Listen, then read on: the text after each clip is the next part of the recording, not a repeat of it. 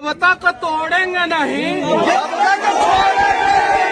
बिहार के शेर मनीष कश्यप जेल से बाहर निकल गए और आप देख सकते हैं कि हजारों की संख्या में जो लोग हैं उनके स्वागत के लिए पहुंचे हुए हैं। जय बात द सन ऑफ बिहार कहे जाने वाले मनीष कश्यप आखिरकार जेल से बाहर आ चुके हैं। आप लोगों को याद होगा आज से ठीक 1 वर्ष पूर्व मनीष कश्यप के ऊपर एनएसए लगाकर उन्हें जेल के अंदर ठूस दिया गया था।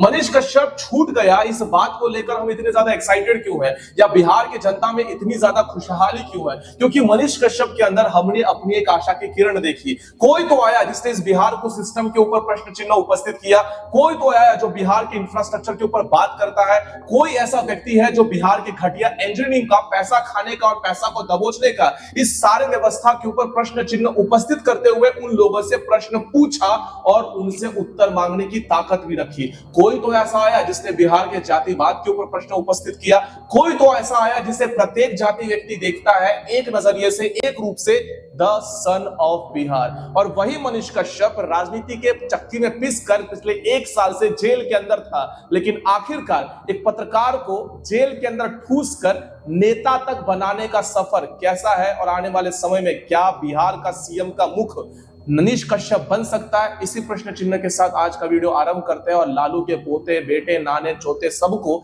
एक साथ घसीटने का प्रयास करते हैं। चलिए आज का वीडियो आरंभ करते हैं। याद रखे बिहार के युवा, इतना याद रखे कि आपका डीएनए शेर वाला डीएनए है। याद रखिए आपका डीएनए जो है कुर्सी पे बैठ के बिहार को दीमक की तरह चाटने वाला डीएनए नहीं है। अब मनीष कश्यप को समझने के लिए हमें सबसे पहले समझना होगा कि शुरुआत कहां से हुई थी। क्या मनीष कश्यप ने कुछ वादे किए थे जनता से जो उसने नहीं निभाए कि आप लोगों के लिए अच्छी सड़कें बनवा दूंगा, आप लोग के घरों तक पानी आएगा, आप लोग के बच्चे अच्छी शिक्षण व्यवस्था में पढ़ेंगे, आप लोग को अच्छे अस्पताल मिलेंगे? क्या ये सारे वादे करने के बाद मनीष कश्यप अपने वादों से मुकर गया, जिसकी वजह से जनता की रोष के कारण उस पर एनएसए लगा दिया गया, उसे जेल भेजा गया? क्यों? क्योंकि उसने जनता से किए हुए वादे को निभाया नहीं। ऐसा तो बिल्कुल भी नहीं हुआ था, क्योंकि मनीष कश्यप ने अगर झूठ बोला तो क्या बोला? मनीष कश्यप का कहना यह था कि बाहर जब हमारे बिहार के मजदूर जा रहे थे तो तमिलनाडु के अंदर या साउथ के स्टेट्स के अंदर वहां पर उनके साथ हाथापाई की जा रही है, भाषा को लेकर मतभेद किए जा रहे हैं, भाषा की वजह से उनके साथ डिस्क्रिमिनेट किया जा रहा है। अब इस बात कहां तक सच कहां तक झूठ, ये सारे मामला जब वायरल वीडियो के तहत हमें देखने को मिला तब सभी को समझ में आ गया कि कहीं ना कहीं मार पिटाई हो रही है और स्टेशनों के ऊपर भारी संख्या के साथ लोग अपने राज्य वापस लौटना पसंद करने लगे। मनीष कश्यप ने इस रिपोर्टिंग को कवर किया। उसके बाद क्या था, बिहार के लोगों से प्रश्न पूछा गया, बिहार के राजनीति के लोगों से प्रश्न पूछा गया और जिनसे प्रश्न किया गया उनके अंदर इतनी आग मचल आई कि इस प्रश्न का उत्तर देने का साहस तो था नहीं। पर्यायवाची यही रहा कि मनीष कश्यप को चुप कराने के लिए मनीष कश्यप को सीधे जेल में ठूस दिया जाए और यही हुआ। जब उसने तेजस्वी यादव से प्रश्न किया तो तेजस्वी यादव के तहत, उनके सभी लोगों के तहत, अब पता नहीं कितना सत्य कितना झूठ, लेकिन राजनीति तो हम भी समझते हैं। इसी के पश्चात मनीष कश्यप के ऊपर एनएसए के तहत उसे जेल में लगा दिया गया और उसके बाद एक के बाद एक मुकदमे उसके साथ आगे बढ़ते चले गए। आप लोग बोलते हैं ना कि भाजपाई पत्रकार, भाजपाई पत्रकार, भाजपाई पत्रकार, आपसे तो अच्छा है भाजपा। मैं योगी आदित्यनाथ के गोरखपुर में जाके यूनिवर्सिटी के सामने खड़ा होकर योगी आदित्यनाथ के खिलाफ वीडियो बनाए, योगी आदित्यनाथ ने मेरे ऊपर कार्रवाई नहीं करवाया, लेकिन आपके आवास के सामने अगर खड़ा होकर जो है ना आपके खिलाफ अगर वीडियो बना दिया जाए ना तो आप जो है पहले पिटवाएंगे और उसी समय जेल में डलवाएंगे। अब जैसे ही मनीष कश्यप का यह वीडियो वायरल हुआ उसके पश्चात इनके समर्थकों ने एक साथ मनीष कश्यप की जाति, वो कौन से संगठन के साथ जुड़ा हुआ है, वो कौन से शाखा में जाता है, ये सब कुछ पड़तालना शुरू कर दिया। क्योंकि उसके बाद तो उन्हें टारगेट भी करना था, क्योंकि बिहार से उनका कोई लेना देना नहीं है। उन्हें केवल अपनी सत्ता उपभोगना है, उन्हें अपने कोठी बंगले बनाने हैं, उन्हें केवल अपने परिवार को आगे बढ़ाना है। इसीलिए इनका ये फोटो जैसे वायरल होता है तब लोगों ने एकदम से कहना स्टार्ट कर दिया ये तो बीजेपी का एजेंट छुपा हुआ निकला, ये आरएसएस का निकला।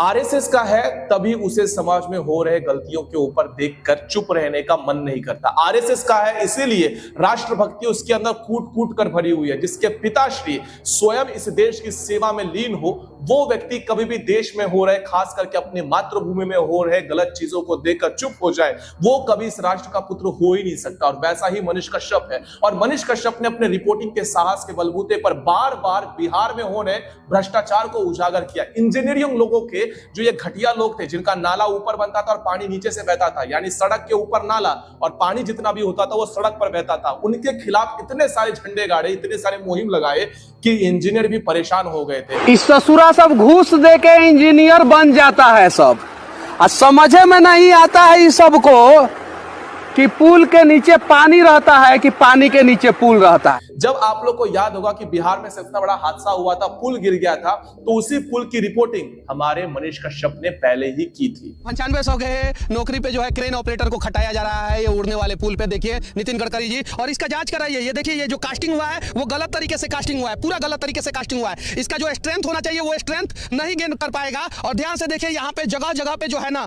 वो मिस्टेक हुआ है, जगह जगह पे यहाँ पे मिस्टेक हुआ है। और ये बिहार का आधुनिक गांधी सेतु होने जा रहा है, क्योंकि ये जब से बनना शुरू हुआ है तब से कुछ नहीं तो कुछ गलत हो रहा है। पहले हवा में पुल गिरा, उसके बाद से हवा में इंजीनियर के ऊपर क्रेन गिरा, कहीं नहीं तो कहीं जो है इस पुल में भारी अनियमितता बढ़ती जा रही है। और देश के यशस्वी नेताओं को इस पे जांच बिठाना चाहिए। कुछ लोगों का कहना है कि कमीशन के चक्कर में ये पुल बर्बाद हो गया, कितनी सच्चाई है? पुल जो है कम से कम 60 फीट ऊपर है और यहाँ पे बैरिकेटिंग होना चाहिए था, फेंसिंग होना चाहिए था। यहाँ पे कहीं फेंसिंग और बैरिकेटिंग नहीं है। और जो कास्टिंग है वो कास्टिंग जो है उस क्वालिटी का नहीं है जिस क्वालिटी का होना चाहिए। इस पे जांच बैठना चाहिए। बस जवाब है, क्या इश्यू है ये तो जांच के बाद पता चलेगा, पुल टूटने का कारण। और आप सदस्य को हम निश्चिंत रहने के लिए कहेंगे, इस चीज को हम खुद भी रिव्यू मीटिंग में देख रहे हैं। एक बार जांच रिपोर्ट आ जाएगी, जो दोषी होगा उस पर पूरी कार्रवाई की जाएगी। अब 9वीं फेल के समर्थकों को इस बात से फर्क नहीं पड़ता कि बिहार का 1600 करोड़ रुपए एक रात में पानी के अंदर डूब गया।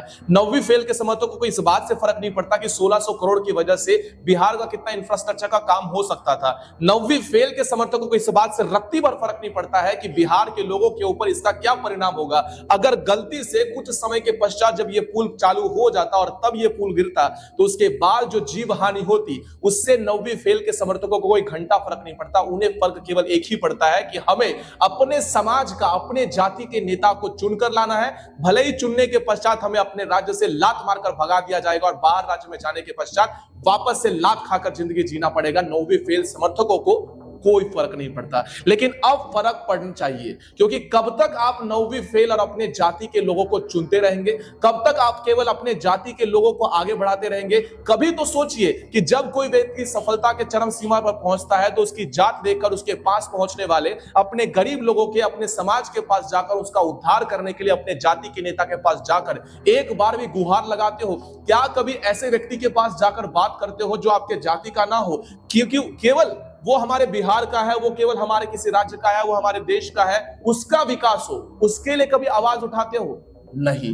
वो आवाज बना था मनीष कश्यप, इसलिए आम जनता उसकी आज इतनी चहेती है कि रास्तों के ऊपर फूल माला फेंक फेंक कर उसके गले तक कैसे पहुंचे और वो फूल उसके गले में पहुंचकर उसका सम्मान कैसे करे, यही देख रही है। माइक कभी नहीं छोड़ूंगा, ये हाथ में इतना ताकत है कि ये माइक को कभी नहीं छोड़ेगा, माइक उठाया रहेगा, तो माइक को मैं नहीं छोड़ने वाला हूं। 9वीं फेल के समर्थकों को लगता है कि मनीष कश्यप तो 1 साल जेल में रहकर आया है, अब उसकी सारी हेकड़ी निकल गई होगी। पहले जैसा रिपोर्टिंग तो छोड़िए, माइक भी हाथ में नहीं लेगा। मनीष कश्यप पूरी तरह से टूट चुका है, खत्म हो चुका है। तो सुनो भाई, मनीष कश्यप एक तो बिहारी और दूसरा राष्ट्रभक्त, एक तो भाई ऐसा मिला है जो लक्ष्मण जैसा है, जो अपने भाई को राम जैसा प्रेम करता है, अपने भाई की पूजा करता है और अपने भाई को छुड़ाने के लिए दिन रात खून पसीना प्रत्येक व्यक्ति के पास जाकर उनसे भेंट करना, प्रत्येक व्यक्ति के सामने गुहार लगाना, प्रत्येक व्यक्ति के सामने जाकर अपनी भाई की बात करने वाला जैसा एक छोटा लक्ष्मण उन्हें मिला है, तो उस भाई की आशा कैसे समाप्त हो जाती?